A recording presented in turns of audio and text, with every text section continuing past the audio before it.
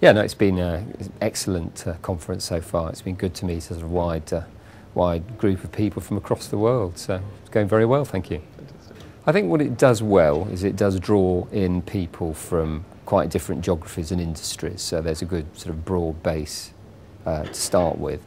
And certainly I think what works quite well for technology suppliers and buyers is an opportunity just to kind of spend a few minutes with a series of people that it would probably take, days or weeks if it was done on an ad hoc basis. So even speculative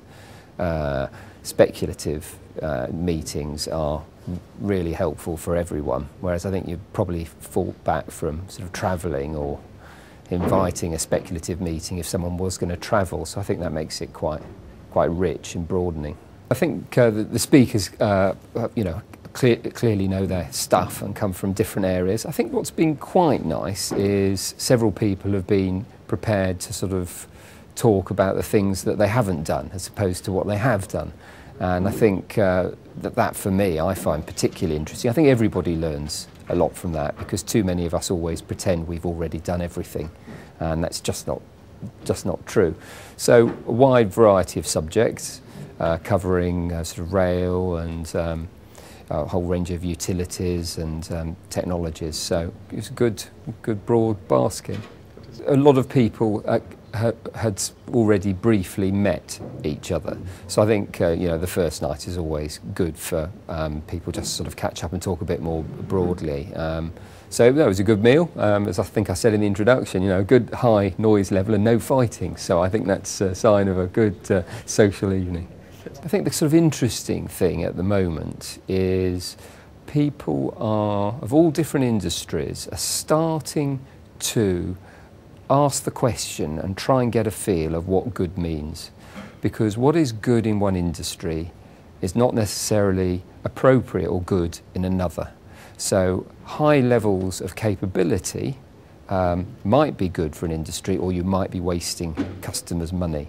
And so I think this awakening really of what is good value for money in asset management and what is practical and what makes a good business sense is the kind of issue really for this particular conference. And that's interesting to see that unfold. Accurate benchmarking is a very long way off indeed.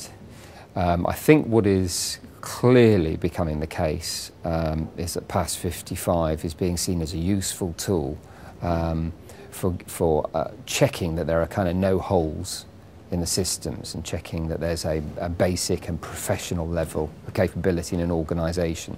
And I think that broad consensus that that's the right tool for doing that is helpful for everyone.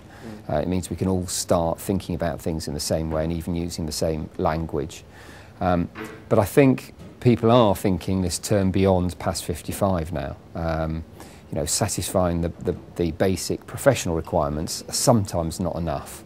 And so people are choosing to be more ambitious in different industries and different areas to push the boundaries. And I think that's particularly exciting, and that process will never cease. But it's nice to see it happening at this conference.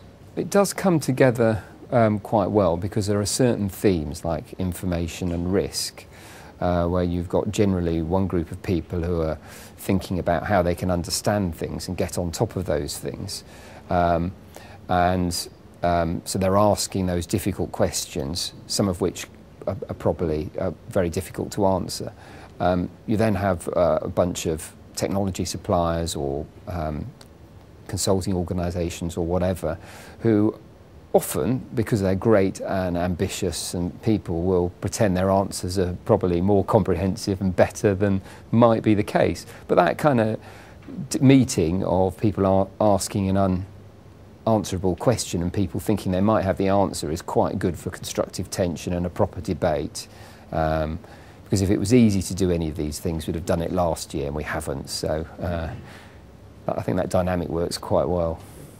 Well, it was a couple of things really. I mean, it was interesting. A few people actually wanted another copy of the book, and they'd actually read it. And these were people from all parts of the world, and it was quite sort of curious feeling really to suddenly find your book sort of cropping up in all sorts of places. I think the other issue is it just reminds me there are something like 5,000 major utilities across the world, many other asset-rich organisations. There are people here today who are just unaware of the book, and it just kind of reminded me of how big the world is. So it was good to sort of meet such a broad cross-section of people who are interested in it.